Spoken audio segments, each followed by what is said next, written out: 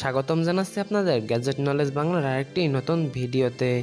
আজ আপনাদের একটি 12 ভোল্টের সোল্ডারিং আয়রন তৈরি করে দেখাবো, আর এটা 100% কাজ করবে। তো আর বেশি কথা না বাড়িয়ে চলুন সোল্ডারিং আয়রনটা তৈরি করা যাক।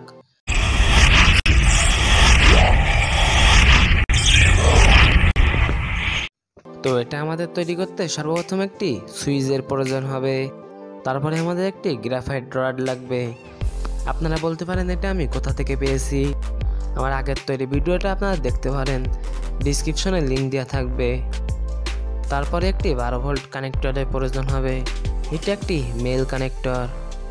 তারপরে একটি পাইপের প্রয়োজন পড়বে, এটা আমি 6 ইঞ্চি লম্বা রেখে কেটে দিয়েছি।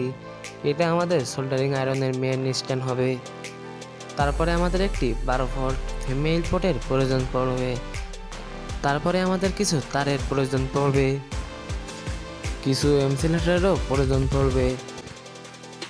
সর্বপ্রথম আমাদের পাইপের যে কোনো এক পাশে উপরের দিকে একটি সুইচের মাপ অনুযায়ী দুটি দাগ কেটে নিতে হবে এবং সে অনুযায়ী দুটি ছিদ্র করে নিতে হবে।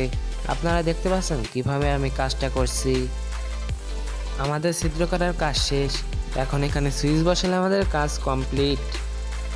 সর্বপ্রথম আমাদের সুইচের দুটি তার দুদিকে করে নিতে হবে এবং পাইপের দুপাশে আমাদের দুটি তার বের করতে হবে এবং এক পাশে বের করা তার আমাদের কিছুটা কেটে নিতে হবে। তারটা একটু বেশি করে কাটতে হবে, কেননা আমি এখানে গ্রাফাইট রডটা সংযুক্ত করব। আমরা যে তারটা কেটেছিলাম সে তারটা গ্রাফাইট রডের যে কোনো এক পাশে লাগিয়ে দেব। এটা খুব শক্তভাবে লাগাতে হবে, কেননা এখানে লুজ থাকলে আমাদের সোল্ডারিং আয়রনটা ভালোভাবে কাজ করবে না। আমাদের লাগানোর কাজ কমপ্লিট।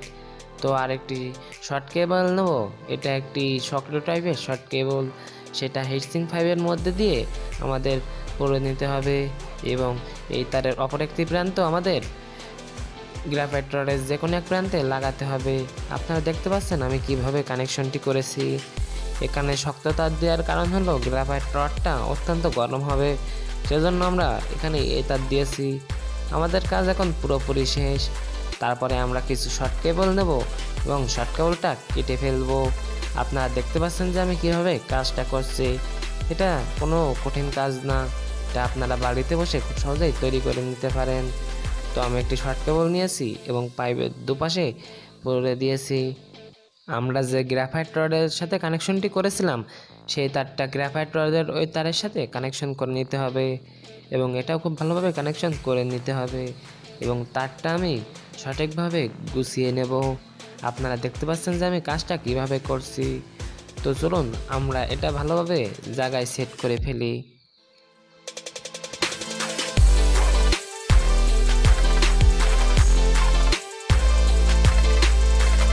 তো আপনারা দেখতে পাচ্ছেন আমি এখানেই সেট করব। তো এখানে ভালোভাবে বসছে না, সেজন্য আমি এমসিলাটা ব্যবহার করব। তো চলুন আমরা এমসিলাটা তৈরি করে নিই।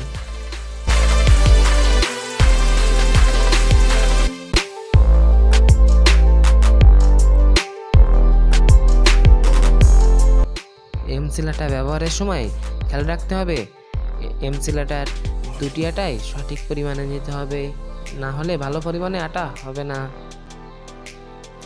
এবং আটাগুলো খুব ভালোভাবে মিক্স করতে হবে, তা না হলে আটাটা তেমন একটা মজবুত হবে না। তারপরে আমাদের তৈরিকৃত সোল্ডারিং আয়রনের চারিপাশে আটাটা খুব ভালোভাবে লাগিয়ে দিতে হবে। তো আপনারা দেখতে পাচ্ছেন আমাদের সোল্ডারিং আয়রনের কাজ কমপ্লিট। এর সামনের অংশে আমি ভালোভাবে এমসিলাটা দিয়ে কানেকশন করে নিয়েছি এবং এর পিছনের অংশে আমাদের পাওয়ার দিতে হবে, সেজন্য আমি সরাসরি 12 ভোল্ট 3 অ্যাম্পিয়ার ব্যবহার করব। তার জন্য আমি আমাদের পিছনের তারটিকে ছোট করে কেটে নেব এবং এই কাটা তারে আমাদের 12 ভোল্ট ফিমেল পোর্টটি যুক্ত করতে হবে। তো চলুন আমাদের 12 ভোল্ট ফিমেল কানেকশনটি যুক্ত করে ফেলি। আমাদের এটি 12 ভোল্ট ফিমেল কানেকশন, এটি এভাবে কানেকশন করতে হবে। তো চলুন এটা কানেকশন করে ফেলি।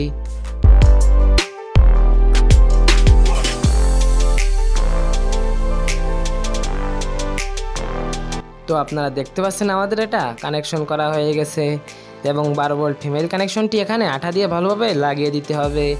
আপনারা দেখতে পাচ্ছেন আমাদের এখানে আঠা দিয়ে লাগানোর কাজ কমপ্লিট। তো আমাদের ডিভাইসটা দেখতে এমন হবে। এখানে একটি সুইচ ব্যবহার করেছি ডিভাইসটা অন এবং অফ করার জন্য। এবং সোল্ডারিং আয়রনের পিছনে আমাদের 12 ভোল্ট ইন করতে হবে। সোল্ডারিং আয়রনে সোল্ডারিং লেড গলানোর জন্য আমাদের সোল্ডারিং আয়রনের সামনের অংশে একটি তামা অথবা পিতলের টিপ লাগাতে হবে। সেটি না লাগালে আমাদের সোল্ডারিং আয়রনের সোল্ডারিং লেড গলবে না।